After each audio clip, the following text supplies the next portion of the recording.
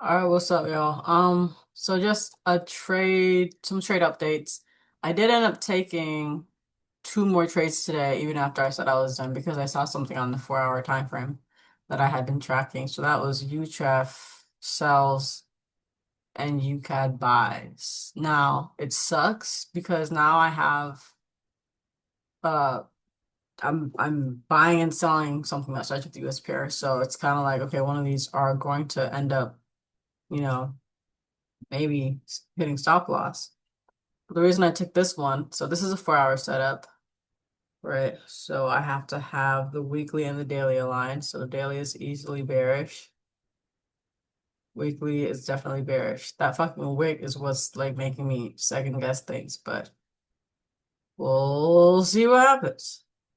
All right. So that's that. Now I have my point A. That was the last level that price was at before we yeeted down. Yeet down. Come up, and then all I'm waiting for is 4 hour engulfing at that level right here, this fib level. So I got exactly what I wanted and what I needed. I will acknowledge this massive level of liquidity right below me though. So this could easily be the one that dies because this is the all-time low that has ever been on anything. So it's that alone. It's a little weird. But okay, so let's say that price did continue bullish.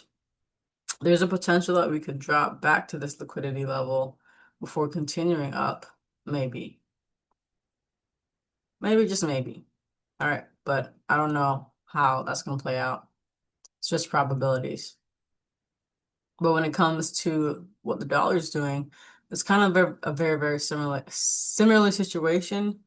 Like all the weekly levels, this weekly level that we have marked out here, it is strong, and because it went there, it could push past and make this counter trend line break. And if that were the case, UCAD would play out, right? And if that's not the case and it ends up going bearish, UCHF is probably going to be the one to play out. So we'll just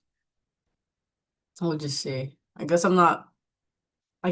what I'll end up writing in my journal later is, oh, I could have had a better idea or respected that monthly liquidity more. And then in my journal, I'm gonna be like, okay, this is an updated rule. I gotta not sell on major monthly levels, which is it's kind of an obvious. So I'm already thinking about maybe taking a portion off of this trade. I don't know. But for this trade, I think everything's all good. And then for the moment, I'm still holding this EJ trade and also this trade right here. The one account that had GJ buys ended up losing, and that is all on me because when it came to the negative 27% mark, I did not exit. I guess it was a little bit far, but yeah, I didn't exit when it got up here. So that's on me. But at least the analysis was correct. The move played out perfectly. And for now, I would just wait for another 4 hour bullish engulfing. If that happens, then we can probably take it back up to these new highs right here. These new highs. Ling, ling, ling, ling. But if the daily ends up breaking this level of support and comes down and comes down and comes down, then at that point I will need to see a daily engulfing candle close before I get involved. Otherwise, I'm chilling. And I don't know if a daily candle could actually engulf, I'd be interested in buys, but right now it's pretty bearish. So it's just a waiting game, letting these continue to go bullish, and then just waiting to see how those turn out, waiting to see the result of these two trades. I'm leaning more towards UCAD because of the overall liquidity and how that's affecting the dollar.